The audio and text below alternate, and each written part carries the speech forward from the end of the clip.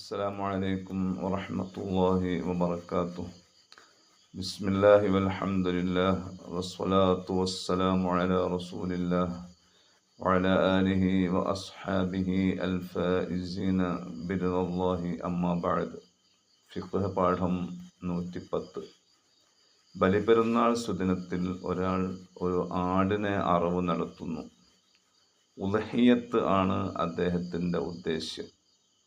അക്കൂട്ടത്തിൽ തൻ്റെ മകൻ്റെ അല്ലെങ്കിൽ മകളുടെ അഖീഖത്ത് കൂടി അദ്ദേഹം ഉദ്ദേശിക്കുന്നു.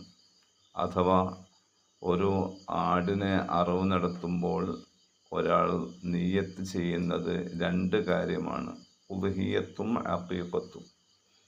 ഇങ്ങനെ അറവ് നടത്തിയാൽ അദ്ദേഹം ഉദ്ദേശിച്ച രണ്ട് കാര്യങ്ങളും സാധിക്കുമോ? രണ്ടും നിർവഹിക്കപ്പെട്ടതായി പരിഗണിക്കപ്പെടുമോ?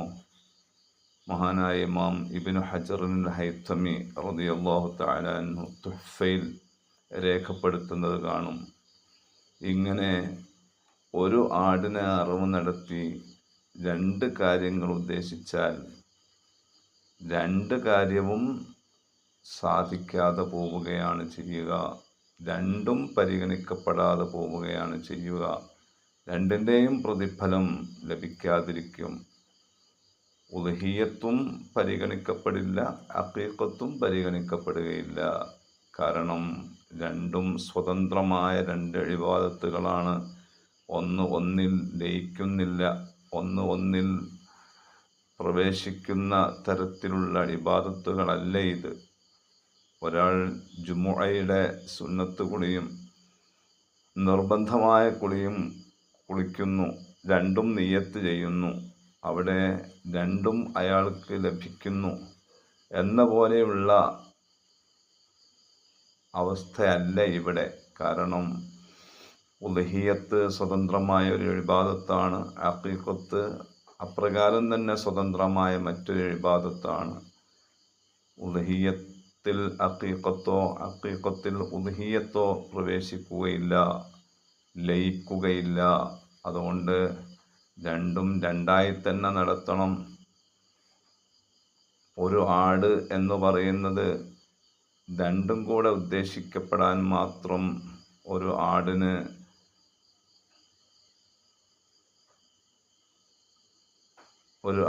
പര്യാപ്തമല്ല. അപ്രകാരം തന്നെയാണ് മാടിലോ ഒട്ടകത്തിലോ 1/7 ഷെയർ എടുക്കുമ്പോഴും ഒരു 1/7 ഷെയറിൽ രണ്ടും കൂടെ ഉദ്ദേശിക്കാൻ പറ്റില്ല. അതേസമയം 7 ആൾക്ക് വരെ ഷെയർ ആകാവുന്ന അല്ലെങ്കിൽ 7 കാര്യങ്ങൾ ഉദ്ദേശിക്കാവുന്ന രീതിയിൽ ഒരു മാടിനെയോ ഒട്ടകത്തിനെയോ അറവ് നടത്തുമ്പോൾ അവിടെ ഒരാൾ ഒരു മാടിനെ വാങ്ങി ഒരു ഷെയർ ഉദ്ഹിയ്യത്തും ഒരു ഷെയർ അഖീഖത്തും, അങ്ങനെ പകുതിയും പകുതിയും, അതിന് കുഴപ്പമില്ല. അതേസമയം ഒരു 1/7 അഖീഖത്തും ഉദ്ഹിയ്യത്തും കൂടെ ഉദ്ദേശിക്കുമ്പോൾ അത് രണ്ടും കിട്ടാതെ പോവുകയാണ് ചെയ്യുക എന്നതാണ് മഹാനായ ഇബ്നു ഹജർ അൽ ഹൈതമി റളിയല്ലാഹു തആല അൻഹു പ്രബലമാക്കി പറഞ്ഞിട്ടുള്ള കാര്യം. ഇക്കാര്യവും പ്രത്യേകം ശ്രദ്ധിക്കേണ്ടതാണ്.